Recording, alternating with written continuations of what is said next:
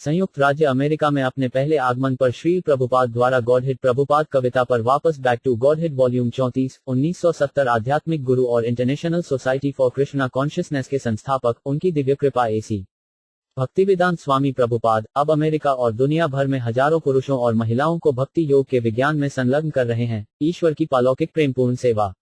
ISKCON की पहली शुरुआत में प्रभुपाद का कोई व्यक्तिगत मकसद नहीं था। वह इतनी दृढ़ता से भगवान चेतना के दर्शन का प्रचार करता है क्योंकि उसे अपने आध्यात्मिक गुरु श्री भक्तिसिद्धांत सरस्वती गोस्वामी महाराजा द्वारा ऐसा करने का आदेश दिया गया है। उनकी दिव्य कृपा एसी भक्तिवेदांत स्वामी प्रभुपाद पहली बार 1965 में $7 पेंसिल्वेनिया में एक भारतीय परिवार के लिए परिचय पत्र और श्रीमद् भागवत के कुछ संस्करणों के साथ एक सूटकेस के साथ संयुक्त राज्य अमेरिका पहुंचे।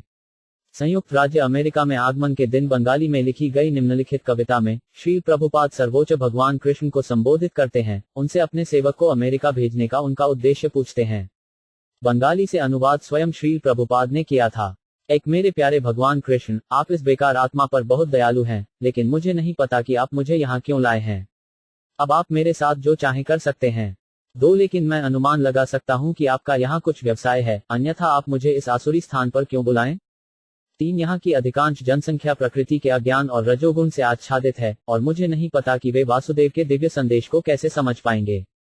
4 लेकिन मुझे पता है कि आपकी अकारण दया सब कुछ संभव कर सकती है क्योंकि आप सबसे विशेषज्ञ रहस्यवादी हैं। 5 इसलिए मैं केवल आपकी दया के लिए प्रार्थना कर रहा हूं ताकि मैं उन्हें आपके संदेश के बारे में समझाने में सक्षम हो सकूं। 6 आपकी इच्छा से सभी जीव माया शक्ति के नियंत्रण में आ गए हैं और इसलिए यदि आप चाहें तो आपकी इच्छा से वे भी भ्रम के चंगुल से मुक्त हो सकते हैं। 7 यदि तू चाहे तो मैं चाहता हूं कि तू उन्हें छुड़ा ले, आपकी इच्छा से ही वे आपके संदेश को समझ सकेंगे। 8 श्रीमद् भागवत के वचन आपके अवतार हैं और यदि वे उन्हें विनम्र श्रव्य स्वागत में बार बार प्राप्त करते हैं तो वे आपके संदेश को समझने में सक्षम होंगे। 9-13 श्रीमद् भागवत प्रथम सर्ग द्वितीय अध्याय श्लोक 17 से 21 में यह कहा गया है, जो कोई भी श्रवण और जप द्वारा आपके बारे में हमेशा शुभ दिव्य संदेशों का श्रवण करता है, उसके लिए आप एक विशेष शुभचिंतक बन जाते हैं और इस प्रकार उसके हृदय में रहकर आप सभी अशुभ समझ को दूर कर देते हैं। जब ऐसी अशुभ समझ लगभग साफ हो जाती है तो व्यक्ति को भक्ति सेवा के महत्व का एहसास होता है। समझ की उस अवस्था में अज्ञान और रजोगुण के गुणों का प्रभाव लगभग शून्य हो जाता है और रजोगुण और अज्ञान की परिणामी क्रिया अब हृदय पर आक्रमण नहीं कर सकती है। इस प्रकार वह अच्छाई के मंच पर स्थित होकर हर्षित हो जाता है। जब भक्ति सेवा के प्रभाव से वह अच्छाई के गुणों को जगाने के कारण हर्षित हो जाता है, वह भौतिक प्रदूषण से मुक्त हो जाता है और भगवान के विज्ञान को समझने में सक्षम होता है। मुक्ति के इस चरण में हृदय में सभी संदेह या भौतिक नेटवर्क के बंधन टुकड़े टुकड़े हो जाते हैं और भगवान के विज्ञान द्वारा वह सभी प्रकार के संदेहों से ऊपर उठ जाता है। इस स्तर पर उनकी पिछली गतिविधियों के परिणाम परमेश्वर की प्राप्ति के कारण परास्त हो जाते हैं। 14 यह अज्ञान और रजोगुण के प्रभाव से मुक्त होने की प्रक्रिया है और इस प्रकार वे हृदय में संचित सभी अशुभ चीजों से मुक्त हो सकते हैं। 15 लेकिन क्योंकि मैं बहुत दुर्भाग्यपूर्ण, अयोग्य और सबसे पतित हूँ, इसलिए मैं आपका आशीर्वाद मांग रहा हूँ ताकि मैं उन्हें इस कृष्ण भावनामृत के बारे में समझा सकूं। 16 किसी न किसी तरह आप मुझे अपने बारे में बोलने के लिए यहाँ लाए हैं।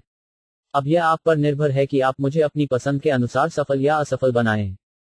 17 आप पूरी सृष्टि के स्वामी हैं, इसलिए यदि आप चाहें तो मेरी बोलने की शक्ति को उपयुक्त बना सकते हैं ताकि वे समझ सकें। 18 आपकी अकारण दया से ही मेरे वचन दिव्य रूप से शुद्ध हो सकते हैं और मुझे विश्वास है कि जब ऐसा दिव्य संदेश उनके दिलों में प्रवेश करेगा तो वे निश्चित रूप से प्रसन्न महसूस करेंगे और इस प्रकार जीवन की सभी दुखी परिस्थितियों से मुक्त हो जाएंगे। 19 मैं तेरे हाथ की कठपुतली के समान हूँ, आप मुझे यहाँ लाए हैं और अब आप मुझे अपनी पसंद के अनुसार नृत्य करा सकते हैं।